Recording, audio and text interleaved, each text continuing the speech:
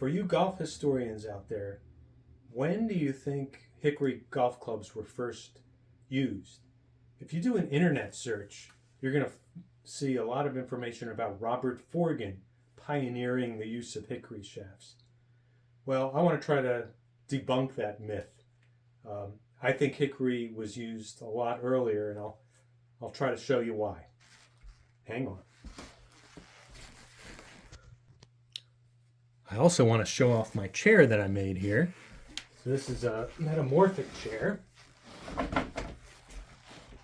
So let's see if we can see it. So we're gonna unscrew this little bolt here. Pull it back a little.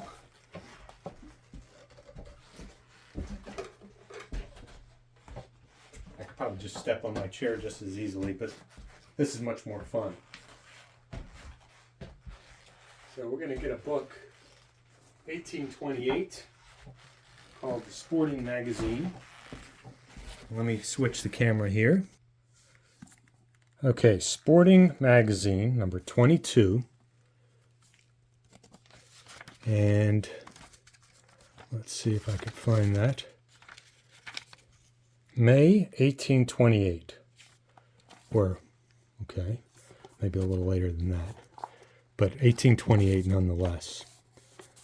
So on page 291, there's a section, the game at golf, and here it says, number 2, the upper part above number 2 is generally of some very pliant, tough wood, as hickory, and is joined slantingly to the head by strong glue, and strengthened by well-rosined cord, which we call whipping. So they're mentioning hickory in 1828. They don't say if it's the dominant wood, but it was used for golf clubs. So let me show you something else. So this is a book by Robert Gowland, and in it he says, one of the early splay-toe group in the Royal Musselburgh collection, and perhaps the youngest, has a hickory shaft. There is also a group of mid-late 18th century play clubs with hickory shafts. None of these clubs appear to have had the shaft replaced. We can therefore be reasonably certain that hickory arrived in sufficient quantities by the mid-18th century that these clubs were all made with hickory shafts. So he's saying the shafts were not replaced. How do you know if a shaft was not replaced? Well, you look at it, and if you had to replace a shaft, you're going to see a different discoloration, of the neck here, the bottom of the neck. So the shaft is right here, and then this might be discolored because you got to take a file and get that shaft to match the neck. So oftentimes you're not going to get the same, if it's stained, you're not going to get the same color.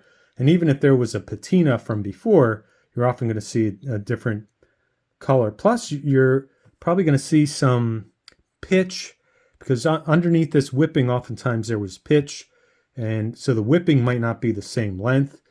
Also, the shaft might not match that well. It might not fit perfectly well. And you might even see the curving of this neck might not be quite as nice as it should. It might be a little flattened out in order to get that shaft to match better. So I'm here. Oh, sorry. So the other one is Jeff Ellis's book, and Jeff Ellis agrees with Robert Gowland in his book, Earliest Clubs. Is that what it's called? The Oldest Clubs. Sorry. So he agrees with Gowland, and he says that hickory was used on many of Hugh Phillips' clubs, which was pre-1856. And in fact, the majority of the clubs were hickory that Hugh Phillips made. So 1820s to 1850s. Now, if you look online, you do a search, hickory, Robert Forgan, and look what you see. This is how one wrong statement it just balloons. So here's in 1826, club manufacturer Robert Forgan of Scotland began to use hickory. Well, he would have been 2 years old So Gary McCord, I don't know if he really wrote this book, but Golf for Dummies, he just says the same thing. Here's one here, Robert Forgan and Son. Forgan's owned the oldest club making factory in the world and pioneered the use of hickory shafts. Forgan didn't start till 1856, his company. Now, it's true that Forgan used a lot of hickory and worked with the United States to import hickory, but he wasn't the pioneer of using hickory. So you'll see it all over the place. So Robert Forgan, in my opinion, did not pioneer the use of hickory golf shafts like you'll read more often than not.